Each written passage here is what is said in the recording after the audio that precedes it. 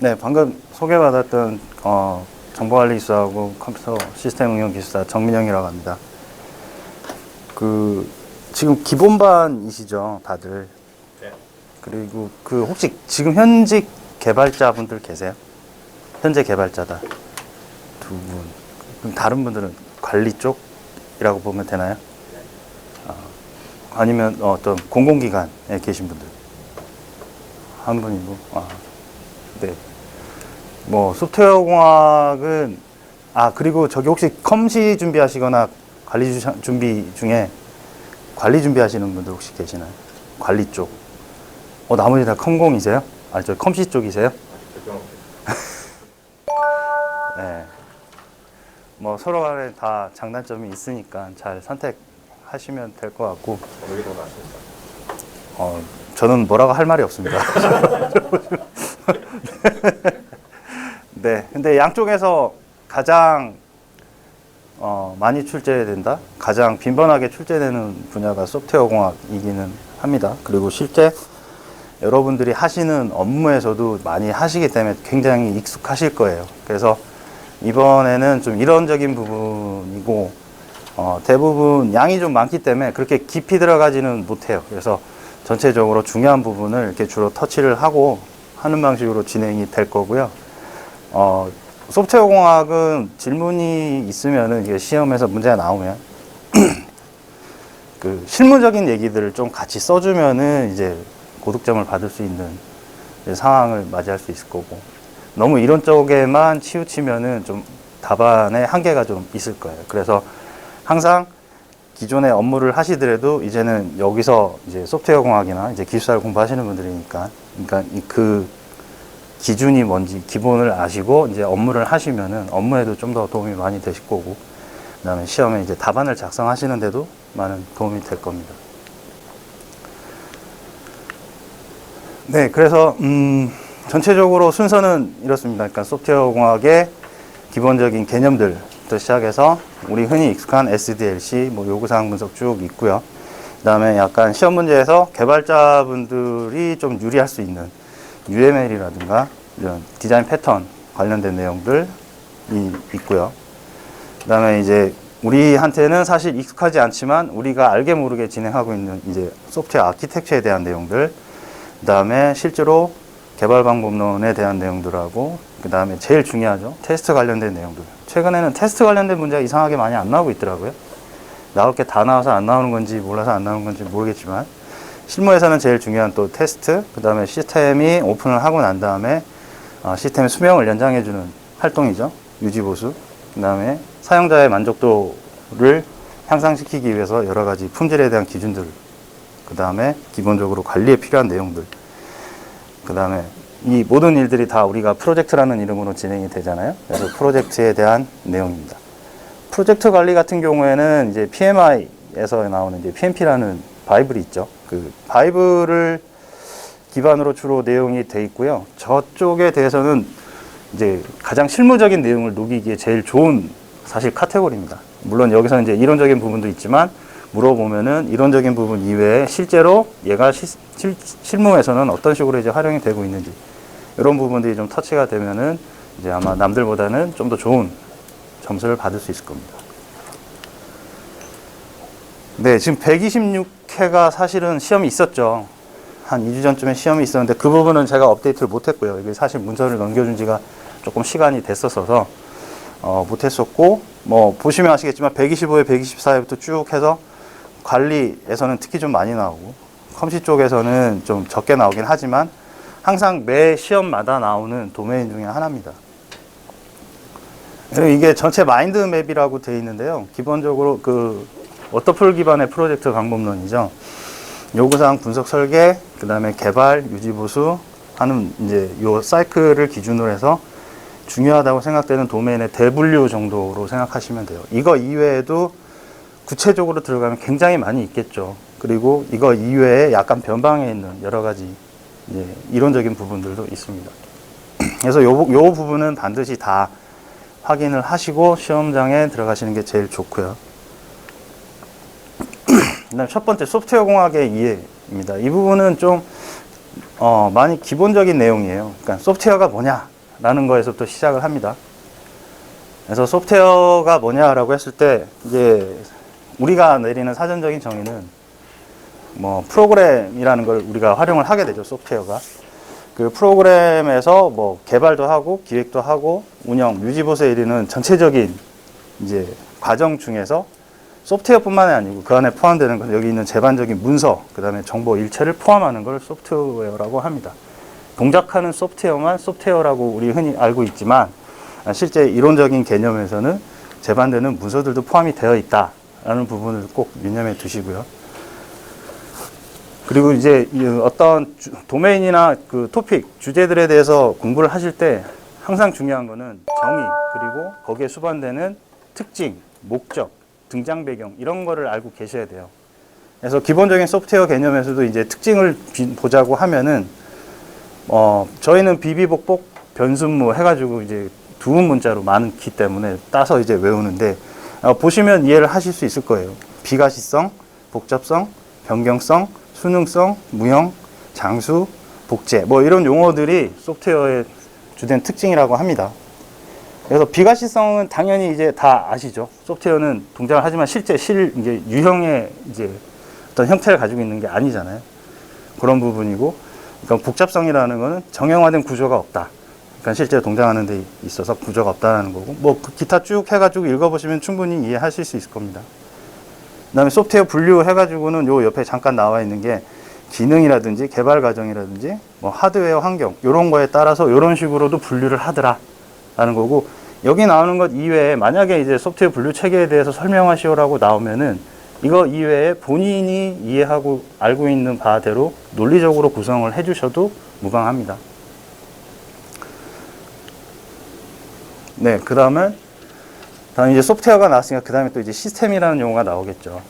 이 시스템이 뭐냐라고 했을 때 필요 기능을 실현시키기 위한 관련 구성 요소를 어떠한 법칙에 따라서 조합한 집합체다라고 되어 있는데 실제로 1차를 합격하시게 되면은 2차에서는 구두 면접을 보셔야 돼요. 구두 면접에서 이런 허를 찌르는 질문들을 실제로 합니다. 하드웨어하고 소프트웨어는 어떻게 다르냐? 쉽게 얘기를 하면 그것부터 시작해서 시스템이 뭐냐? 이런 질문들을 해요. 근데 거기에 대해서 이제 우리는 아무 생각 없이 무의식 중에 많이 사용하고 있는 단어다 보니까 그거에 대한 정의와 설명을 해주기 위해서는 이게 머릿속에서 막 이제 CPU는 돌아가는데 말은 잘 안 나와요. 그런 경우가 있기 때문에 지금 나오는 요 간단한 개념들에 대해서는 정의를 그냥 외워두시는 것도 하나의 방법일 수 있습니다. 그래서 시스템은 크게 요소하고 이제 종류로 구분을 하는데요. 요소는 뭐 하드웨어, 소프트웨어, 유지보수, 교육, 인력 이런 것들을 다 포함하고요. 구성 요소는. 그다음에 거기에 대한 종류, 유형의 분류에 대해서는 정보 시스템이냐, 제어 시스템이냐, 탑재 시스템이냐 이런 식으로 구분합니다. 탑재 시스템은 간단하게 얘기하면 우리 인베디드 환경에서 돌아가는 이제 소프트웨어들을 얘기를 하는 거고요. 요 세 개의 분류가 아니어도 굳이 본인이 이해하시는 바대로 분류 체계를 가지고 가셔도 무방합니다. 네, 혹시 이런 용어를 들어보셨나요? 소프트웨어 위기. 소프트웨어 위기라고 해서 이제 큰 공을 전공하신 분들도 계시고 안 한 분들도 계시겠지만 실제 소프트웨어 위기라는 용어가 기본적인 단어, 그러니까 용어형 시험에 나온다면 가장 출제 가능성이 높은 이제 도메인이기도 해요. 토픽이죠. 소프트웨어 위기에 대해서는 정의가 굉장히 이제 어느 주제 하는 기관에서 정의를 하느냐에 따라서 조금씩 다르기는 합니다. 근데 전반적으로 보면은 뭐 기술 전문 인력의 부족으로 소프트웨어의 비용 초과, 일정 지연, 품질, 생산 저하 등이 발생하는 현상이다 라고 얘기를 하고, 그 다음에 또 다른 기관에서 얘기를 할 때는 뭐 하드웨어의 발전 속도에 비해서 소프트웨어의 발전 속도가 이제 더 가파르기 때문에 나오는 이게 밸런스가 없죠. 밸런스가 무너지면서 생기는 어떤 그런 부정적인 현상이다 라고 얘기하는 데도 있고, 정의는 다 하는 데마다 다르기도 해요. 그래서 내가 과연 이거에 대해서 정의를 어떻게 얘기해야 되냐라고 해서 좀 본인만의 어떤 그 기준이 정립되어 있지 않으시면 이 내용을 가지고 가시면 될 것 같습니다. 소프트웨어의 그 위기 현상에 대한 징후는 뭐 예를 들면은 여러 가지 우리가 리스크라고 생각하는 요소들이 대부분이에요. 그러니까 예산이 초과한다거나 일정이 지연된다거나 아니면 생산성이 저조하다거나 완성은 했지만 품질 자체가 떨어지는 이런 것들을 소프트웨어 위기가 발생할 수 있는 징후다라고 보통 얘기를 하고, 그러면은 이 소프트웨어 위기를 그대로 두면 되느냐? 그건 아니죠. 그거에 이제 발생하는 원인에 대해서 우리가 이해를 하고 그거에 대한 극복 방안, 과연 이 문제를 어떻게 해결할 것이냐? 해결 방법은 굉장히 많죠. 여기 나오는 것처럼 소프트웨어 위기라는 게 진짜 실제 현상이 생기면은 그 위기를 극복하기 위해서 소프트웨어 규모를 변경한다든지 아니면 품질을 향상시킨다든지 여러 가지 방법을 시도를 하게 되고요. 그것들이 일원화되고 체계화돼서 정립이 되면 소프트웨어 개혁 공학에 이제 활용이 될 수가 있고, 그것들을 소프트웨어 공학에서는 여러 가지 분류 체계, 여기 구성이라고 되어 있는 도구를 사용한다든지, 방법론을 사용한다든지, 프로세스를 적용한다든지, 아니면 기본적인 지식을 쌓아서 그 지식을 기반으로 활동을 하게 된다든지 하는 활동을 하게 됩니다. 그래서 여기에는 이제 소프트웨어 위기를 극복할 수 있는 방안 해갖고 공학적인 접근, 뭐 자동화, 표준화, 그다음에 품질 보증 체계 이런 걸 갖춰야 된다고 하는데, 이게 하나만 적용할 수 있을까요? 사실은 이게 다 조합이 되죠. 다 같이 두루두루 우리가 활용을 하고 있고, 우리는 무의식 중에 프로젝트라는 이름으로 이제 개발이나 이런 활동을 하다 보면 다 실제로는 저 안에 포함돼서 하고 있는 활동들입니다. 그래서 실제로는 뭐 공학점 접근도 해야 되고, 자동화된 도구도 활용해야 되고, 표준을 잡아야 되고, 품질 보증 체계를 갖춰야 된다 라고 하지만, 이것들이 다 아우러져야지만 이제 소프트웨어 위기를 극복할 수 있다라는 내용이죠. 그러면 이제 다음으로 나오는 게 뭐냐면, 소프트웨어 위기를 극복하기 위해서는 소프트웨어 공학의 원리라고 되어 있는데, 소프트웨어 공학이라는 것도 많이 쓰죠. 그리고 이제 우리 컴공 출신자 분들은 이제 기초 뭐 교양 과목이나 이런 데서도 다 들으셨을 거고, IEEE에서는 이렇게 정의를 하고 있어요. 지금. 소프트웨어 개발, 운영, 유지, 보수, 소멸에 대한 체계적인 접근 방식이다 라는 거고요. 그 다음에 이제 공학 원리의 구성 그 요소들을 보면 거기에 대한 특징은 정형성과 엄격, 관심사의 분리, 모듈화, 추상화 이런 용어들 다 많이 쓰시죠. 그다음 변화 예측, 일반화, 점진화 이런 특징을 가지고 있다. 그래서 이 단어 자체가 이제 어려우면은 요 뒤에 이제 예시를 보시면은 좀 쉽게 이해를 하실 수 있을 거예요. 정형성과 원칙이라는 거는 소프트웨어가 되게 애매하죠. 요구사항이. 그죠? 그 요구사항을 애매하게 하기 위해서 우리를 뭘 하냐면은 문서화를 한다든지 아니면은 어떤 시나리오를 잡는다든지, 그리고 개발자 관점에서 가장 많이 쓰고 하는 게 유즈케이스 다이어그램을 그리거나 시퀀스 다이어그램을 많이 그리잖아요. 그래서 그런 도구들을 이용을 하게 되는 걸 얘기하는 거고, 관심사의 분리라는 게 뭐 어떻게 동작하는 소프트웨어를 만들어 주세요라고 하는 거는 요구하는 사람은 이제 그렇게 낼 수는 있지만, 이 소프트웨어 쪽을 모르는 사람은, 그래서 관심사의 분리라는 거는 우리는 그 하나의 말로 실제 구현체를 만들기 위해서는 여기 나오는 것처럼 단계별로 활동을 하죠. 분석도 하고 그에 대해서 설계도 하고 개발도 하고 테스트도 하고, 그런 내용들을 이제 관심사의 분리라고 얘기를 합니다. 근데 모듈화라는 거는 여기 계신 분들이 이제 개발자분들도 많이 계시니까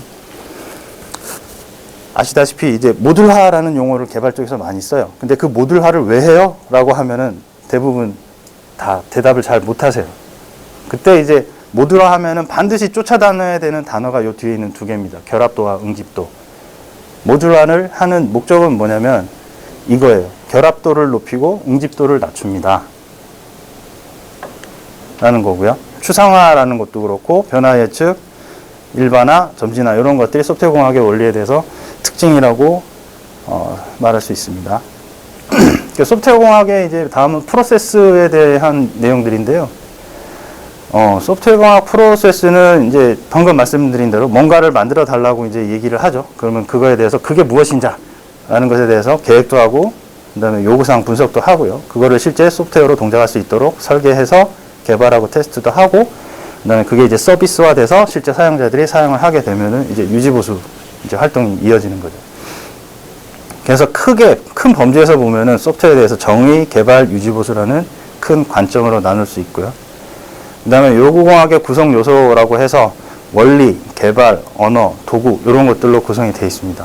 마찬가지로 이제 이 말들 자체에 대해서 이해가 안 가시면 이 뒤에 사례를 보시면 쉽게 이해를 하실 수 있습니다.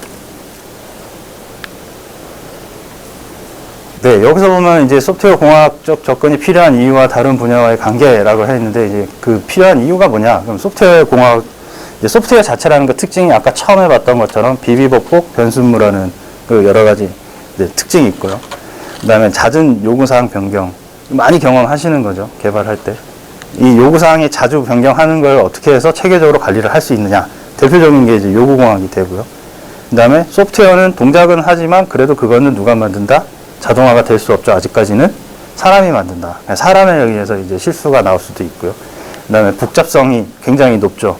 뭐 사람, 비용, 이해관계, 소프트웨어를 둘러싼 여러 가지 이해관계들이 굉장히 복잡하기 때문에 이 실패 확률이 높다라는 거고요. 그래서 이제 여기에 보면 소프트웨어 공학의 다른 분야와의 관계에서 나오는 게 소프트웨어만 필요한 게 아니고 뭐 시스템 공학, 신뢰성 공학 여러 가지 얘기가 나옵니다. 여기서 요즘 가장 핫한 게 뭘까요? 여 안에 있는 단어 중에.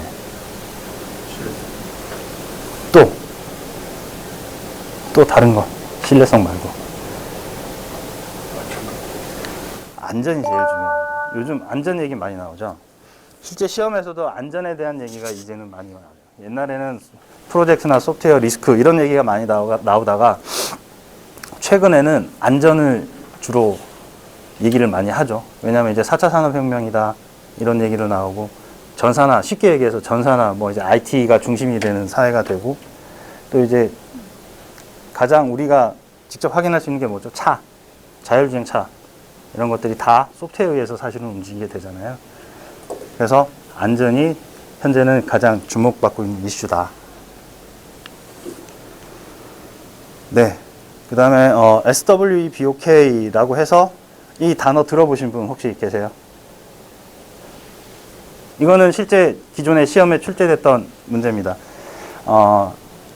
소프트웨어 그 바디 오브 날리지라고 얘기를 해요. 소프트웨어 엔지니어링 바디 오브 날리지라고 얘기해서 그 백서예요. 여기 나오는 것처럼 지식이 총망라되어 있는 어떤 하나의 바이블, 가이드, 정책, 지침 이런 거라고 보시면 되거든요.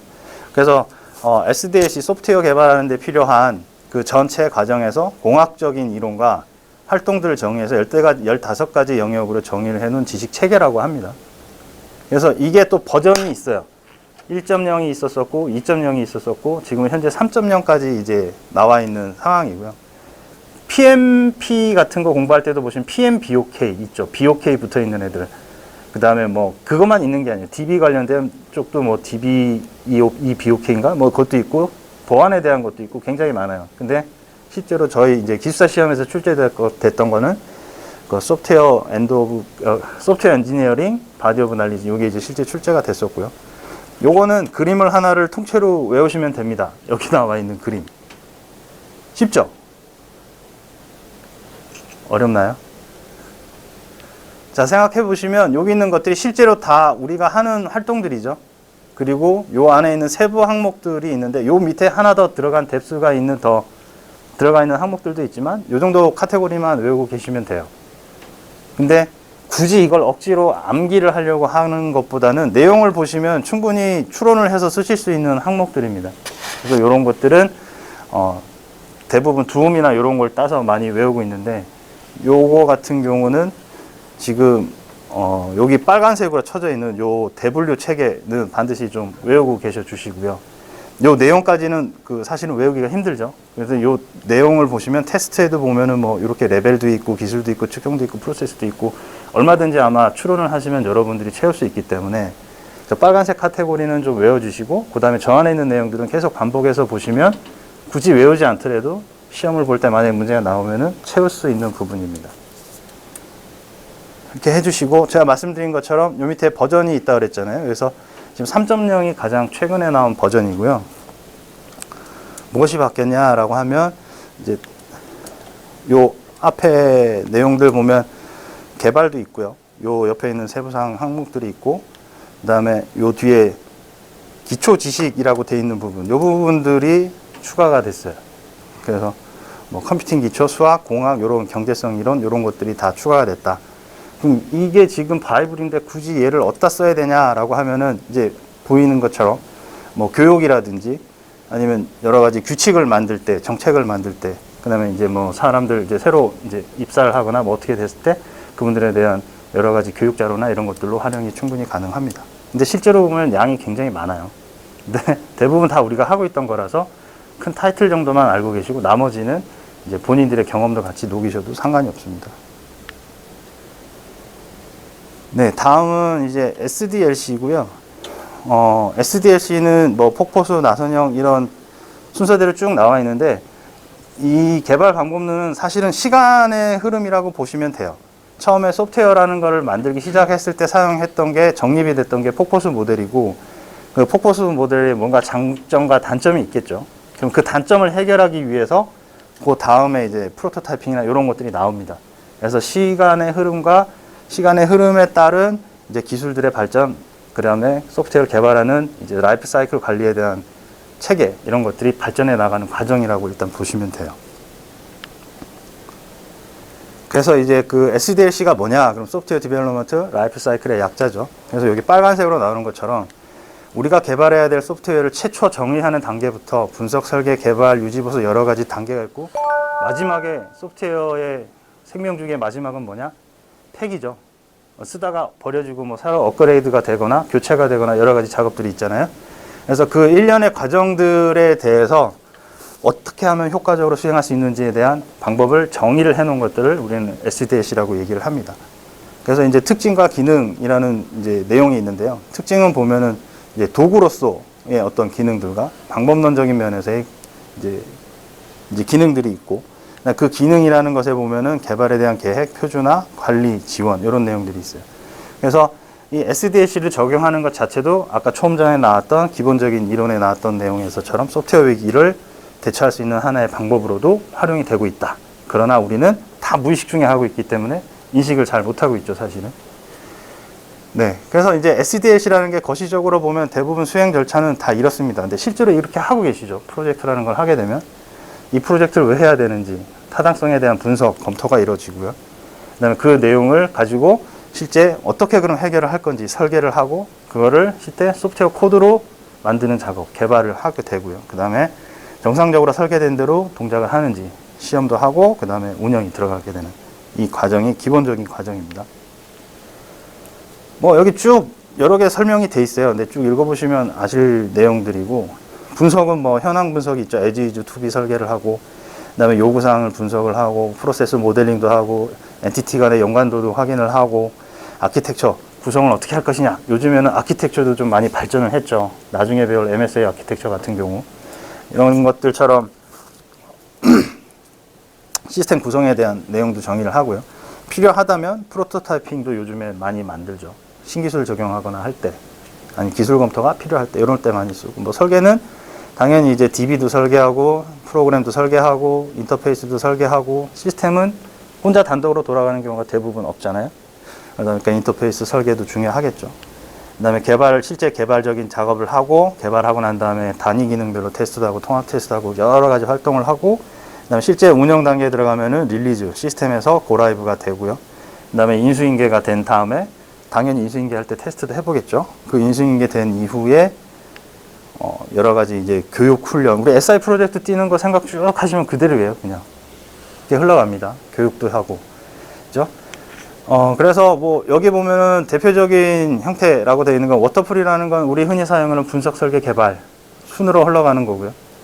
그 다음에 뒤에 이제 자세히 나오니까 프로토타이핑 같은 경우는 핵심적인 기능이나 이런 것들 먼저 만들어 보고 이게 진짜 만들어 놓은 게 우리한테 타당하냐라는 검토를 한 후에 이제 작업을 진행하는 경우고, 나선형이라는 거는 이 두 개의 장점을 합쳐가지고 위험을 최소화시킬 수 있는 방법으로 진행하도록 하는 거고요. 점진적 방법이라는 건 시스템을 나눠서 순차적으로 작업을 합니다. 순차적으로 작업을 하는 게 전체 중에 작은 걸 만들어서 확장을 해서 붙여나가든지, 아니면 전체를 잘라서 단위별로 이제 기능을 만들면서 붙여넣어 나가는지, 이런 방법을 이제 수행을 하는 게 점진적 모형이고요. 잠깐. 네. 헷갈리네. 폭포수 모형은 뭐 우리가 가장 익숙한 그림이죠. 여기 나오는 것처럼 분석, 설계, 개발, 디자인해서 나가는 방법이고요. 각 단계에 대해서는 뭐 굳이 이제 얘기를 안 드려도 될 것 같은데, 여기서 남들하고 좀 다르게 이제 뭔가 접근이 필요한 거는 여기서 요 단어들이에요. 기능적 요구사항, 비기능적 요구사항. 기능적 요구사항이 뭘까요? 졸리실 것 같아서 제가 가끔 질문을 던질게요. 기능적 요구사항. 쉽게 얘기해서 기능적 요구사항은 실제로 우리가 사용하기 위해서 필요한 동작을 하도록 요청을 하는 게 기능 요구사항이고요. 비기능 요구사항은 뭘까요, 그러면? 비기능. 그쵸. 환경. 맞아요. 환경적인 측면도 있고 또 뭐가 있을까요? 보안. 이런 것도 있고 또 얘기하신 대로 아키텍처에 대한 설계 이런 것들도 포함이 됩니다. 네, 그런 내용들이고 나머지는 이렇게 쭉 읽어보시면은 아실 거고요. 이게 중요해요. 장점은 뭘까요? 왜 폭포수를 그동안 계속 쓰고 우리 공공기관 프로젝트나 대부분 뭐 대형 프로젝트를 보면 다 폭포수 모델을 써요. 왜 얘를 쓸까요? 그렇죠. 일단 경험이 많아요. 이 체계에 대해서 되게 익숙해 있어요, 우리가. 그리고 관리가 쉬워요. 단계별로. 관리라는 건 프로젝트 관리를 얘기하는 거예요. 진척에 대한 관리를 하기 쉽고. 그리고 여기 나온 것처럼 기술적 위험성이 작은 것들. 이런 것들을 소화하기에는 폭포수 모델이 좋습니다. 근데 단점은 뭘까요? 백이 안 되죠. 백이. 분석 설계했는데 개발 갔는데 이게 아닌가 비 그러면서 우리 방향을 다시 잡아야 돼. 설계로 돌아가요? 못 돌아가죠. 이게 가장 힘들죠. 그래서 폭포수 모델 뭐 단점 굳이 따지자면 여기 나와 있는 것도 있고 여러 가지가 있을 수 있어요. 그래서 그게 사실은 제일 클 것 같습니다.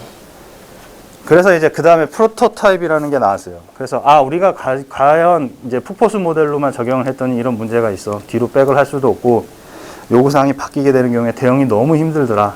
그럼 이렇게 해보면 어떨까라고 해서 그 다음에 고민을 한 게 그럼 실제 만들어질 거를 우리가 한번 뭐 이렇게 완전체는 아니더라도 뭔가 하나 만들어서 보여줘 보자. 이게 맞느냐 원하는 게 라는 생각을 한 거죠. 그래서 이제 나온 게 이제 프로토타이핑이에요. 그래서 여기 나오는 것처럼 짧은 시간 내에 시제품을 먼저 개발을 해서 확인을 해본 다음에 이게 기술적으로 문제가 있는지 혹은 요구사항이 당신들이 요구한 게 맞느냐라고 이제 확인을 하는 작업을 한 다음에 개발을 진행하게 되면 이전의 문제점은 해결이 될 수 있겠죠. 그러다 보니까 이제 여기서 또 이제 특징이라고 나오는데 특징도 뭐 적용 시점이나 여러 가지 얘기 나오는데 이게 만병통치약은 아니에요. 이게 이제 시대가 지나면서 소프트웨어라는 것 자체도 분류도 많아지고 쓰이는 데도 많아지다 보니까 그런 새로운 분야들에서 소프트웨어를 적용할 때 이제 적용했던 방법이라고 보시면 되고 여기 나오는 것처럼 얘를 적용하기에 제일 좋은 게 뭐냐라고 하면은 요구사항 분석이 어렵거나 불명확할 때 아니면은 무엇을 요구하는지 구체적으로 알기가 힘들 때 그 다음에 여기 나오는 것처럼 사용자와 의사소통 개발 및 타당성 검토가 필요할 때 이럴 때는 프로토타이핑을 쓰는 게 좋다라고 합니다. 그래서 프로토타이핑은 어떻게 구동이 되느냐라고 하면 여기 나오는 모형 있죠. 지금 나오는 SDLC는 그림이 되게 간단해요. 그래서 그러니까 프로토타이핑 그러면 이 그림이 딱 머릿속에 떠올려 주시고 이걸로 정의를 만들 수도 있고 해요. 여기 나오는 것처럼 타임박스라는 용어도 쓰죠. 그 다음에 증분이라는 용어도 쓰고 그래서 먼저 프로토타이핑이라는 걸 얘도 이제 뭔가 하나를 만들어야 되니까 분석 설계 개발 기간이 들어갈 거고 기간이 대신 짧고 그것들을 만들어서 확인하는 작업을 필요하죠. 그래서 여기서 만족이냐 불만족이냐 뭐 여기는 극단적인 표현으로 프로젝트 취소라고도 돼 있지만 굳이 프로젝트가 취소가 아니어도 뭐 다시 만들어서 확인을 하는 작업도 거치고 하는 게 이제 여기 증분이라는 용어를 쓴 거고요. 반복이라는 용어를 써도 되겠죠. 그래서 이제 그게 이제 요구사항에 이제 충족을 했다. 그래, 이렇게 가는 게 맞아. 라고 했을 경우에는 그걸 실제 시제품으로 만드는 개발을 진행을 합니다. 그럼 나머지는 뭐 다 비슷하고요. 그래서 이제 이 프로토타이핑이라는 거는 이제 유형이라는 게 있어요. 한 가지만 정해져 있는 거 아니고, 익스페리멘탈이라는 거하고, 에볼루셔너리라는 용어로 되어 있는데, 여기 익스페리멘탈이라고 하는 거는 실험적 실제 개발될 제품군을 직접 개발해 요구사항을 만들어 본다. 실제 만들 것 중에 하나를 샘플링 해가지고 돌려보는 거예요. 그것도 하나의 프로토타입이라고 우리가 얘기를 할 수 있고요. 그 다음 프로토타이핑을 하나를 만든 다음에 요거는 이게 맞아요? 라고 해서 가장 핵심적인 부분을 먼저 만들어 보고서 이게 맞다 그러면 그 다음 작업들을 이제 진행을 해 나가는 것들을 얘기를 하는 거고요. 그 다음에 여기 나오는 것처럼 뭐 페이퍼, 디지털 해서 많이 있죠. 페이퍼 같은 경우에는 실제로 종이로 이렇게 동작하는 그림이나 이런 걸 그리면서 하는 것도 이것도 프로토타입이라고 큰 범주에서는 우리가 얘기를 할 수가 있어요. 디지털은 뭘까요? 요즘에 플랫폼 기업들이나 이런 데 보면은 그 목업이라는 걸 많이 만들죠. 그 피그마나 이런 거 통해 갖고 화면을 만들고 이벤트를 줘서 그 다음 화면을 변경되거나 보여주는, 여기 나오는 것처럼 컴퓨터 등 도구나 소프트웨어를 이용한다라는 이런 방법도 있고, 뭐 여기 로우 하이 피델리티부터 시작해서 여러 가지 이런 갖가지 방법들이 있습니다. 근데 요즘엔 이 프로토타이핑을 쓰기가 아주 좋아졌어요. 왜 좋아졌을까요? 디지털 서비스 배웠나요, 혹시? 디지털 서비스 아직 안 배웠어요? 디지털 서비스 가시면 배울 건데, 요즘 이거 용어 들어보셨죠? 3D 프린팅. 실제 모형을 만들어 볼 수 있잖아요. 이거를 통해서 뭔가 프로토타입 모델을 만들어서 검증을 하고 확인한 후에 실제 제품을, 이제 제조 쪽이겠죠, 이쪽은. 이런 것들을 할 수 있는 환경이 또 만들어졌기 때문에 이것도 하나의 굳이 SDLC 방법론에 맞추자면 프로토타입 모델에 해당이 된다라는 거고요. 장점도 얘가 많아요. 그래서 이 프로토타이핑을 쓰게 되면 요구사항을 이제 도출하기가 쉽고, 그 다음에 요구사항을 내는 사람하고 개발하는 사람하고의 어떤 커뮤니케이션이 원활해지죠. 실체를, 우리가 만들어내야 될 실체를 보고 얘기를 하기 때문에 서로 간의 이해도, 그 다음에 눈높이가 많이 맞춰지겠죠. 뭐, 그 다음에 개발에 대한 타당성 검증. 이것도 써보고, 아, 이거 실제 우린 필요하지 않아. 아니다. 맞다. 선택할 수도 있고요. 근데 이제 이런 장점도 있는 반면에 단점이 있죠. 가장 큰 단점은 뭘까요? 프로토타이핑이 한 번, 두 번을 만들어 봤는데 실패했어요. 세 번째 맞았어요. 근데 세 번째도 아니라 그래요. 5번, 6번 하면 시간이 어떻게 돼요? 많이 흘러가죠. 그러다 보면 프로젝트 기간에 대한 일정 리스크가 커지잖아요. 근데 그런 것들도 생기는 거예요. 그리고 만들었다가 폐기하고 만들었다 폐기하면서 그 제품이 어떻게 돼요? 거기에 대한 비용 손실도 생기겠죠. 그 뭐 소프트웨어니까, 우리로 얘기하면 소프트웨어니까 뭐 시간의 손실, 인력비의 손실, 이런 것들도 발생할 수 있고요. 그래서 이런 단점들도 있다.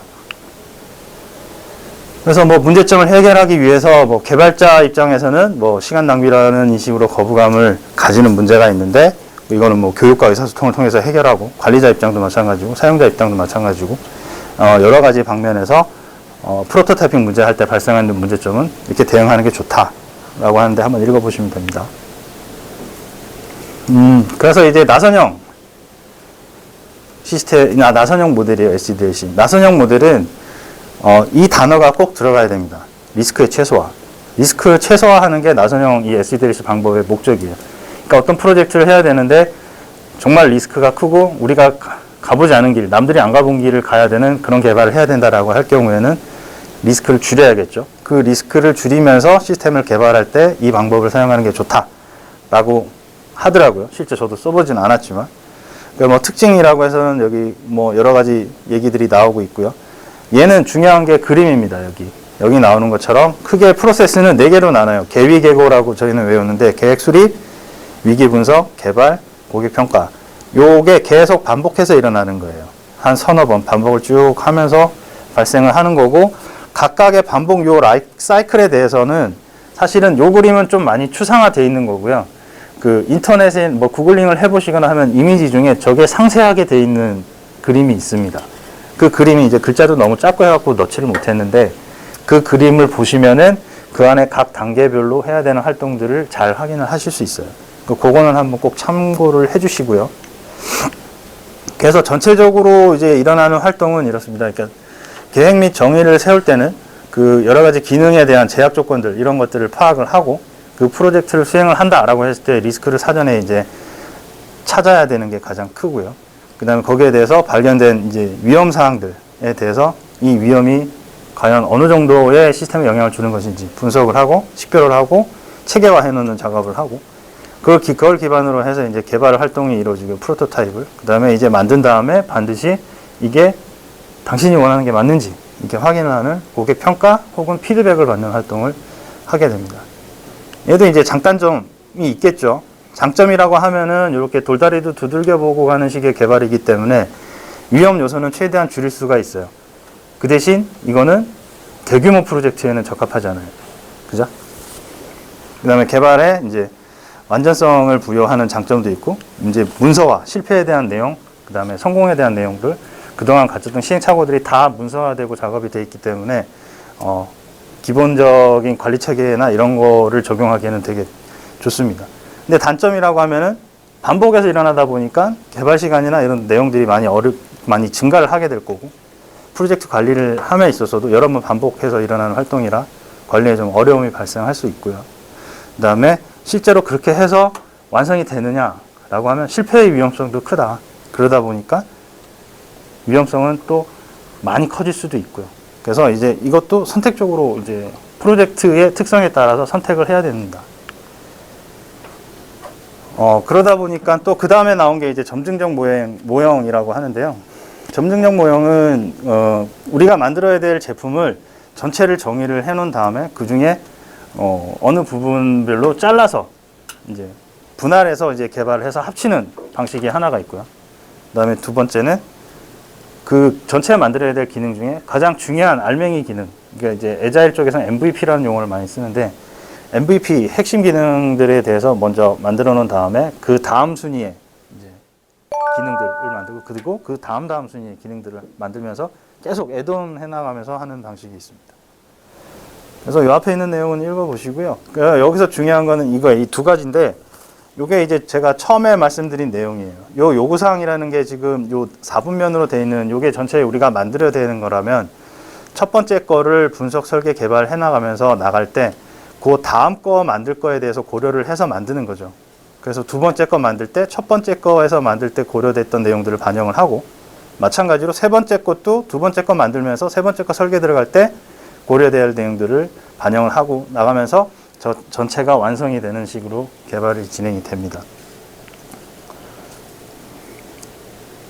그래서 요거는 그림을 보시면 이제 충분히 다 이해를 하실 거고요. 그 다음에 요게 이제 에볼루셔너리 모델이라고 되어 있는데 요게 제가 말씀드린 두 번째 거예요. 가장 중요한 핵심 기능을 만들고 그 기능이 완성이 되면 그 다음에 거기다가 두 번째 중요한 기능들을 분석 설계 개발해서 애드온 시켜 나가면서 계속 진화하면서 만들어가는 방식. 이 두 가지라고 생각하시면 됩니다. 그리고 이게 가장 어떻게 보면은 좀 많이 여러 가지 리스크들을 줄여서 합쳐놓은 최근에 가까운 방식이라 보시면 돼요. V 모델이라고 하고요. 폭포스 모델을 기본적으로 합니다. 근데 여기서는 큰 범주에서 이제 두 가지 이제 관점이 필요해요. 베리피케이션하고 밸리데이션이라는 관점이 이제 두 가지가 들어가고요. 마찬가지로 V 모형도 요 보면은 그림을 하나를 알고 계시면 되게 편해요. 이 그림도 보면은 여기는 4단계로 되어 있는데 이것보다 좀 더 자세하게 해놓은 그림들도 많이 있고 그림은 굉장히 많이 다르지만 전체적인 맥락은 왼쪽은 폭포수 모델이고요. 그 다음에 오른쪽은 개발 이후에 일어나야 될 테스트 활동들인데 그게 요 각 단계들하고 하나씩 매핑이 됩니다. 그래서 그런 구조라고 보시면 되고 여기서는 과정 검증하고 결과 검증이라고 되어 있는데 베리피케이션은 요구한 대로 이게 만들어졌느냐 요구사항대로 만들어졌느냐를 보는 관점이라고 보시면 되고 밸리데이션이라는 거는 요구사항이 이제 개발로 적용되기 위해서 명세화가 될 거거든요. 개발 스펙이 만들어지고 그 개발 스펙대로 정상적으로 동작을 하느냐라는 관점에서 검증을 하는 내용이라고 보시면 됩니다.